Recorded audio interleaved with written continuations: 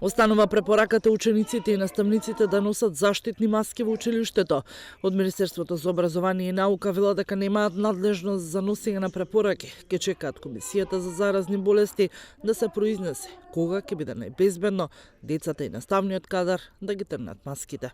Кога Комисијата за заразни болести ќе процени дека не се потребни во образовниот процес, јас сум сигурен дека тие ќе дадат препорака да се тргнат маските. Знам дека сме во многу овој период кој сите очекуваме полесни околности во делот на препораките, но исто така знаеме дека и од искуствата, ако имаме лесни препораки, може да имаме нов или покачување на бројот на зарази.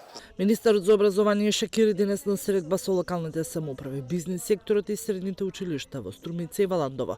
Диалогот е во рамките на кампањата Учи паметно, работи стручно, со цел креирање на уписна политика и унапредување на средното стручно образование. Искрено се надевам дека од следната учебна година ќе ги воспоставиме побаруваните струки во стручните училишта и со тоа ќе обезбедиме дефицитарните кадри кои се потребни. Во 2 стручни училишта во Струмица веќе се спроведува дуалното образование, а интересот на учениците е на задоволително ниво.